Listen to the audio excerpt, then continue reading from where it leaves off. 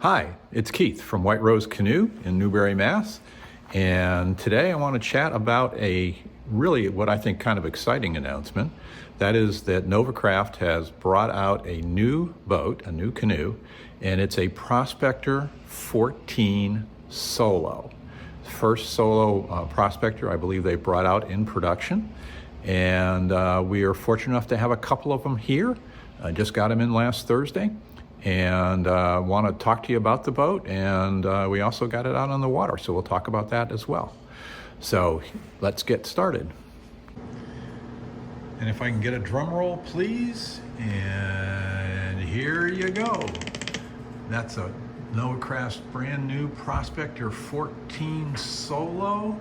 This model is in tough stuff. It's obviously green with the black aluminum gunnels, bootlace seat. You can actually get an optional removable yoke with it as well, which is highly recommended if you're going to be portaging it. Just to give you a visual compare, the boat below is a Prospector 16 in aramid light, and the boat behind is a Prospector 15 in blue steel. Now I'm going to walk around so you can get some more ideas of how the two boats compare. And there's a head shot for all three of those. I'm going to step up here. Whoa, there we go. Give you an idea. So clearly you can see some of the differences. And let me stop for a minute and talk about the tandem prospectors. All the tandem prospectors from Nova Craft share most dimensions. So they're all 36 wide, they're all 23 deep bow and stern and 15 deep in the center. They all have 2.5 inches of rocker, and they all have a shallow arch hull. So the only thing that really varies is the length of the boat. The Prospector 14 is clearly different. It's 32 wide, it has 4 inches, which is what you want in a solo, because it means that you can stay in one position and work both sides of the boat. You can switch easily to your offside for cross draws and other strokes, control strokes that you need without having to shift your position in the boat at all. It's also shallower by 1.5 inches. So where a tandem Prospector is 23 and 15, it's 21.5 and 13.5. That shallower reduces the windage somewhat, making it easier again to control. You're one person in the boat. You don't have either a bow or a stern paddler to help you offset the wind. So that's a good thing. Some people would be concerned about, well, what does that mean in terms of whitewater capability? Well, keep in mind that Bill Mason, in his Path of the Paddle whitewater solo films, a good portion of the time he was actually in a PAL. And the PAL is shallower than the Prospector 14. It's 20, for example, in the bow and stern, and 13 in the center. So at least if you're Bill Mason, you're good and up to class 2 in this boat. So you can use it to build your skills. If you're going to routinely get into class 3 and above as opposed to walking around, then there's a different Nova Craft canoe that would be a better match, and we can talk about that separately. Okay? In terms of weights on the boats, the Prospector 14 in aramid light runs 35 pounds.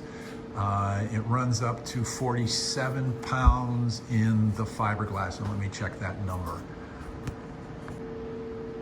And good thing I checked.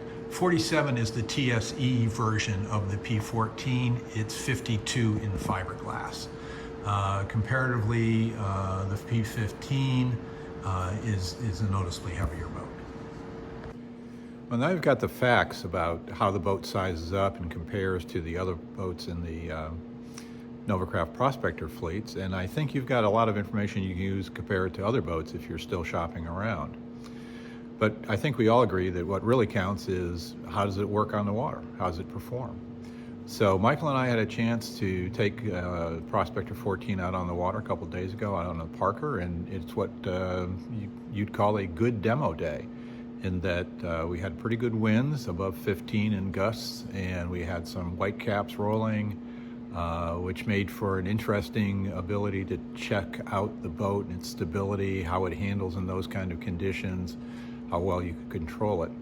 So what I'm going to show you next is just a real short clip that gives you an idea of what the conditions looked like, and then we'll wrap it up with what our impressions were of the boat. Okay, see you in a bit. Currently parked in the side of the weed bed.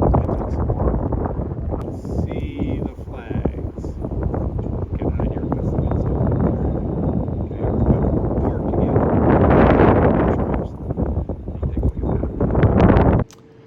So, as you can see, it was a good demo day, and we like days like that to demo because it shows us how the boat operates in a different condition, not just on flat water and calm winds and those kind of things. And you get a much better feel for what the boat's willing to do for you.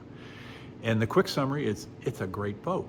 I was really, really pleased. I would summarize it as being a dependable boat. You can trust it. It's well-mannered. It did what we asked it to do without a lot of fuss and bother, but it's clearly not a barge. It's responsive to both power strokes and control strokes. You can get it to go where you want, when you want it, even under conditions like we saw out there with the wind. So I think the one sense, it's going to be a good boat that's going to do what you ask it to do and gives you the freedom to try new stuff as well. So it's a boat you can grow with and grow your skills in. Going to be comfortable for a beginner, but allows you kind of to go where you need to go. Okay, so I hope that's useful. If you have any questions or just want to reach out, you can reach us at whiterosecanoe, all one word, at gmail.com. Our website is whiterosecanoe.com. Our phone number is 978-465-0312. Feel free to give us a call. We love answering questions for people and helping them with their canoes. Okay, so have a good one. Thanks for listening, and we'll see you soon. Bye.